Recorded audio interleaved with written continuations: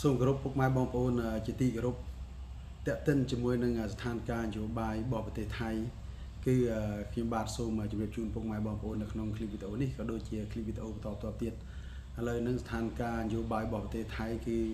កំពុងតែក្តៅកគុកដដែលទេខណៈពេលដែលរដ្ឋាភិបាលដែលដឹកនាំគឺរដ្ឋាភិបាលគណៈបកភូមិใจថៃដែលមានលោកអនុทิនឆាន់វរៈគុណជានាយករដ្ឋមន្ត្រីទី32របស់ថៃ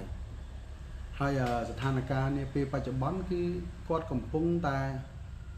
មមាញឹកក្នុងការរៀបចំគណៈរដ្ឋមន្ត្រីឲ្យមានសិទ្ធិពេញលេញនិងដើម្បីធ្វើការពីព្រោះពេលមិនច្រើនទេរយៈពេលតែ4ខែទេក្នុងការដែលដឹកនាំរដ្ឋាភិបាលមុននឹងឈានទៅដល់ការរំលាយសភាអញ្ចឹងហើយការដឹកនាំរបស់គាត់គឺត្រូវតែដុតដៃដុតជើងហើយមិនអាចនៅស្ងៀមបានទេជាពិសេសបញ្ហានានាពាក់ព័ន្ធជាមួយនឹងសេដ្ឋកិច្ចបញ្ហាជីវិតរស់នៅប្រចាំថ្ងៃរបស់ប្រជាពលរដ្ឋថៃនឹងត្រូវជាយ៉ាងណាហើយបញ្ហាតាក់ទិនជាមួយនឹងបំណុលរបស់ប្រជាកសិករហើយសូមបញ្ជាក់ថាអ្វីដែលជាគោលនយោបាយរបស់បកភូមិใจថៃដែលបានសន្យា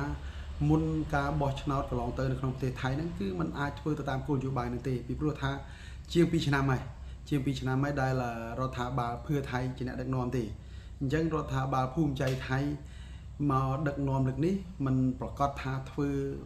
ទៅតាមអ្វីដែលជាគោលនយោបាយទាំងស្រុងរបស់ខ្លួនដែលមុនបោះឆ្នោតទេពាក់ព័ន្ធជាមួយនឹងរឿងបញ្ហាសេដ្ឋកិច្ចរបស់ប្រទេសថៃគឺនៅតែមានបញ្ហានៅឡើយទេហើយជាពិសេសពាក់ព័ន្ធជាមួយនឹងធីមសេដ្ឋកិច្ចបានន័យថាក្រមសេដ្ឋកិច្ចពិសេសរដ្ឋមន្ត្រីសេដ្ឋកិច្ចអីផ្សេងដែលលោកអនុทินព្យាយាមក្នុងការដែលរៀបចំឡើងមកហ្នឹងគឺធ្វើយ៉ាងណាឲ្យមានប្រសិទ្ធភាពនិងប្រសិទ្ធផលខ្ពស់បំផុតបើមិនដូច្នោះទេបញ្ហាសេដ្ឋកិច្ចនៅប្រទេសថៃនៅតែជាបញ្ហា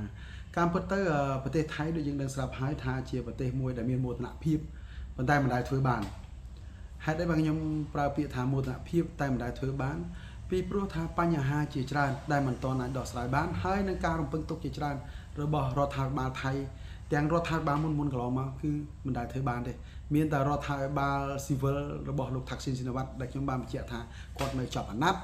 ហើយគាត់បន្តទៅអាណត្តិមួយទៀតរហូតដល់មានរដ្ឋប្រហារមានតែរដ្ឋាភិបាលមួយដែលធ្វើការងារជាច្រើន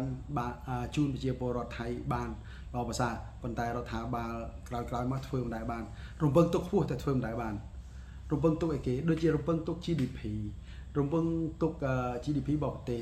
រំពឹងទុកទាំងភ្ញៀវទេសចរមកកំសាន្តនៅក្នុងស្រុកនិង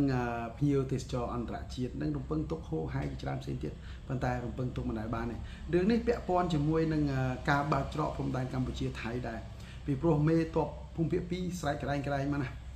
ថាมันបិទมันបើកអីហ្នឹងខ្ញុំនៅនិយាយនៅវីដេអូក្រោយទៀតពាក់ព័ន្ធជាមួយនឹងរឿងបញ្ហាព្រំដែនជាមួយនឹងមេតបភូមិភាគ2ដែលស្រែកក្តែងតែអត់មានចេះស្អីទេគឺចេះតែខាងតបនឹងប៉ុន្តែហ៊ាននិយាយពាក់ព័ន្ធជាមួយនឹងរឿងសេដ្ឋកិច្ចរឿងអីរបស់ប្រទេសជាតិនឹងអត់ដឹងថាយុរដ្ឋមន្ត្រីថៃពងតែដុតដៃដុតជើងរឿងសេដ្ឋកិច្ចរបស់ប្រទេសធ្វើយ៉ាងណាឲ្យមានលំនឹងឲ្យមានស្ថិរភាពប៉ុន្តែមេតបភូមិភាគ2និយាយមកដូចគេកាងសម្បើមខ្ញុំនឹងជម្រាបជូននៅវីដេអូក្រោយៗនឹងចេញឆាប់ហ្នឹងសូមពុកម៉ែបងប្អូនកុំភ្លេចតាមដាននិងជួយ like និងជួយ subscribe និងជួយ follow page និង channel របស់ខ្ញុំបាទសូមអរគុណ